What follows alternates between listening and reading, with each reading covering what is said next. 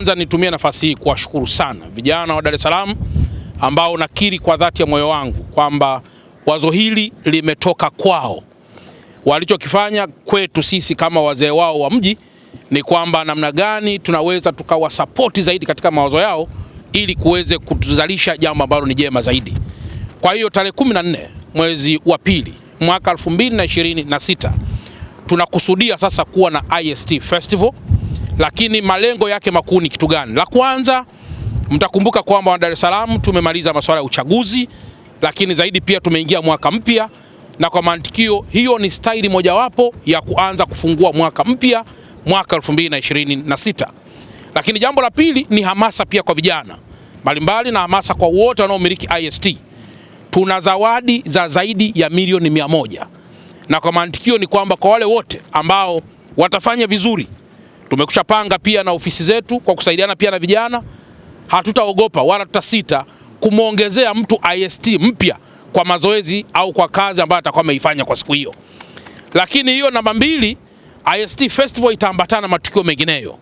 Kutakuwa kuna matukio hapa mbalimbali ya kujiachia, ya kufurahia, lakini zaidi pia tunazungumza na JKCI, hospitali kubwa ya moyo, ambao pia ni miongoni mwa watu ambao watafadhili pia jambo hili, ili kuwe pia na angalau session ya madaktari bingwa wanaoweza pia kushiriki kuchunguza afya za baadhi ya watu ambao watafika katika maeneo yetu.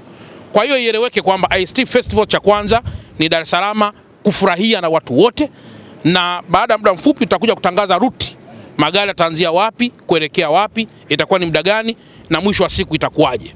Nilosimama hapa naitwa Nurdin Bilal Juma almaarufu Sheta, na kwa sababu nimekuwa mwanamuziki kwa miaka mingi, wanahabari tumekuwa tukishirikiana majambo mengi, nadhani sura hii sio ngeni kwenu.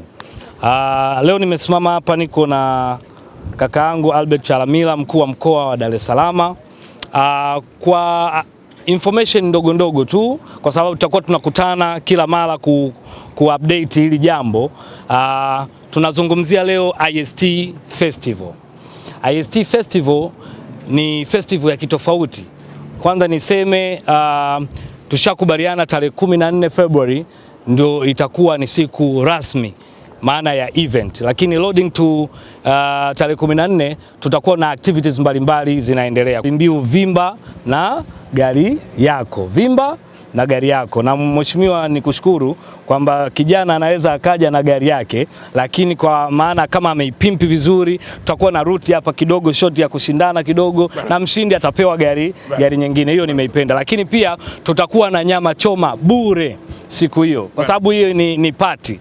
Yani imekaa mashindano kufurahia kama mkuu wa mkoa alivyosema, ni party. Kwa hiyo nyama choma kwa wana Dar es Salaam na Watanzania wataotokea sehemu nyingine wote kuja hapa Coco Beach, nyama choma itakuwa ni bure kabisa. Umeelewa? Kwa hiyo njoo, lakini ikumbukwe pia ni siku ya wapendanao.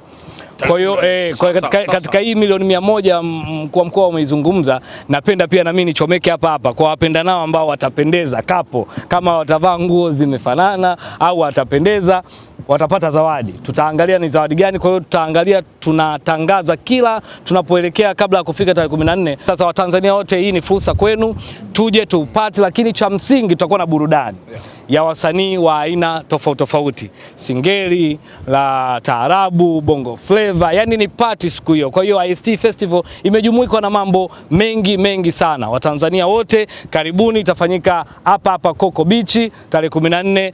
Karibuni sana.